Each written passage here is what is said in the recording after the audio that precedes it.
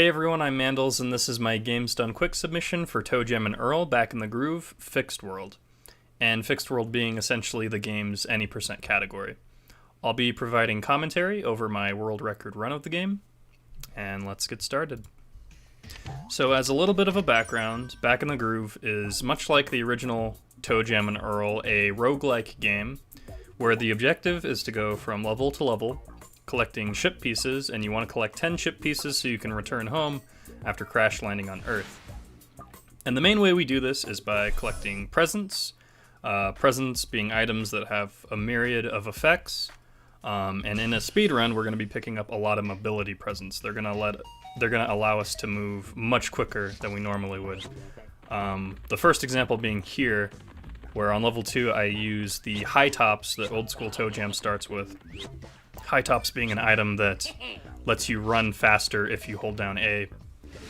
And the reason we use old school Toejam in a fixed world run is a couple of reasons. The first reason being his speed stat is much higher than the other characters. He's tied with modern Toejam for the highest speed stat in the game.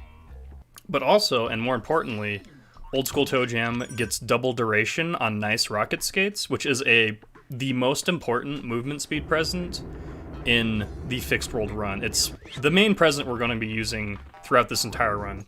I actually just used it there. And you might be wondering why I exited to the main menu right there. That's because there's actually a glitch, a very strange glitch where if you exit to the main menu while you have a present activated, it completely refreshes the cooldown on whatever present you're using.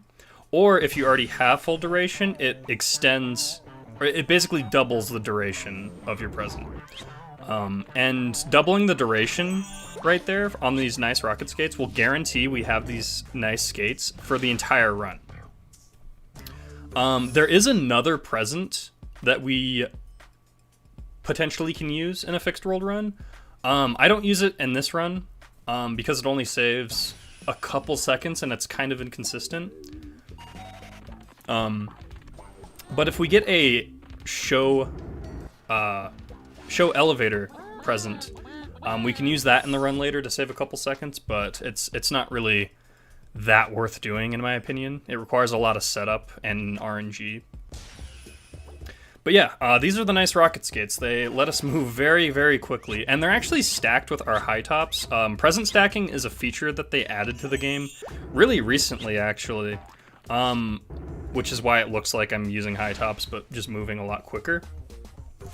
High tops stacked with nice rocket skates don't really do anything, aside from looking different visually, but some presents have cool effects, like spring shoes and high tops allow you to move really quick. But this combination doesn't really do much for us.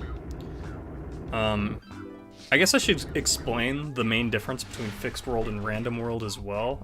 Like the name implies, fixed world is completely fixed. All the presents are in the same location, the level layouts are the same, all the ship pieces are in the same spot, which allows us to do really crazy jumps and really use these nice skates to our advantage. Nice skates ordinarily would be a really risky item to use. It's not really something you want to be holding down the throttle for on full blast. In random world, there's a really high chance you'll just fall off the map, which is not good in a speedrun. But in fixed, since we know where everything is, we know exactly where to launch ourselves. Like right there, that looks like a very sketchy jump, but if you jump on that hill at just the right angle, you will never fall there. It's a very high risk, high reward item. It's easily the best movement item present in the game if you know where you're going. It's not the most consistent for random, but for our purposes here, it's very, very good. Ice levels are very scary in particular with nice skates. As you can see, I almost fell there.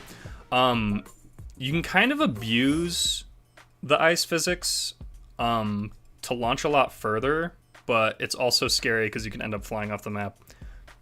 There's actually a level later where we use this to our advantage. If you have nice skates on an ice level, every time you basically hit the edge of the ice path, you'll go flying, which we do take advantage of later.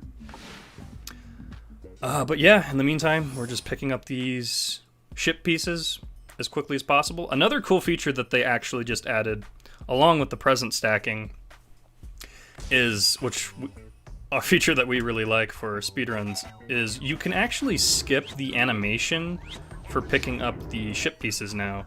Ordinarily, or before this patch, you would have to sit through a long animation where there'd be like a prize roll, and it would pick a random prize every time you obtain a ship piece. You still get the prize, but now you can skip that whole process, and it's so nice. It saves about 1 minute and 20 seconds throughout the entire run for any category. About 8 seconds per ship piece, and there's 10 ship pieces in every category. So we were very excited for that, especially in Fixed World where every second matters. We're gonna do a very scary jump here. This is actually a new strat that saves about 1 second. It's actually not as scary as it looks. You just have to really know where you're going. Ordinarily, we'd have to wrap around and go down this long path, but I noticed recently that there was a small island there and thought, hey, can we jump on that? Turns out you can, which we like. We pretty much cut as many corners as we possibly can in this run. There's very, very little room for optimization in Fixed World. But yeah, level 15 is where we would use the show ship piece had we obtained it, had we used that strat. That present's on level 2, right when you exit the elevator, and if you want to get optimal use out of it, you would use it on 15 there. The reason it's kind of inconsistent is because you need it to be amped to get full use out of it. Amped being a feature. So every time you finish a level, or every time you start a level, there's the game will randomly amp one of your presents.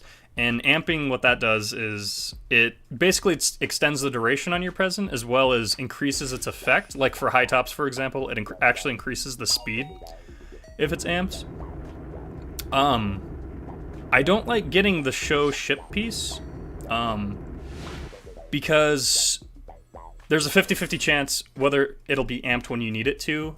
Because if the nice skates aren't amped by level 3, your run is kind of dead. You need the nice skates to be amped in order to get full use out of them. So it results in a lot of dead runs. I don't really like the strat. It's cool when it works, and it saves time, but I'm not a huge fan of it. A show ship piece would ordinarily just do what the title implies. It would only show where the ship piece is on the map, but when it's amped, it actually, or not show ship piece, show elevator, sorry. But when it's amped, it teleports you straight to the elevator, which is why it saves so much time. And 15 being the best level to use it there, because 15 is such a big level, and you're so far away from the elevator by the time you pick up the ship piece. So we're actually almost done with the run here. We have a really sketchy level coming up right after 20 here. 21 is the big run killer.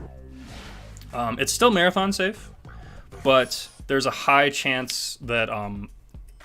So there's a really scary jump. And this jump's consistent, but if you don't get the setup just right, you will fall. And we're going to go a little bit slow to set this up. But if you do it just right, you launch over that island. Sometimes you land on the smaller island beforehand and have to hop off of it, but it works either way, as long as you get that angle down. But 21 is definitely our big run killer. We only have a few ship pieces left. 22 is an interesting level. We do have a ship piece on this level. But this level's actually glitched in a certain spot.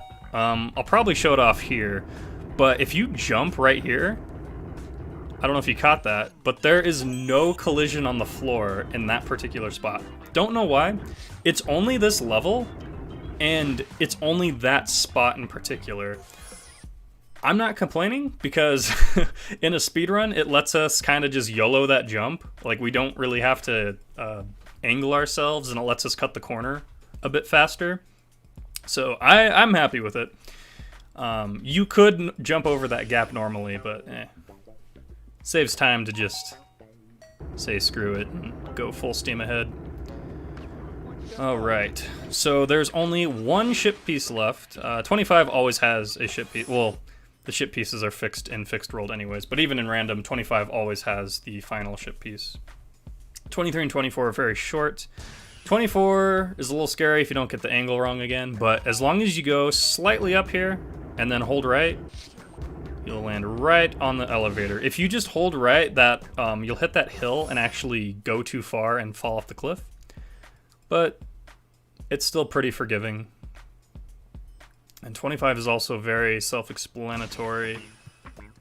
All we're going to do is go down a little bit left, a little down, a little left, and time.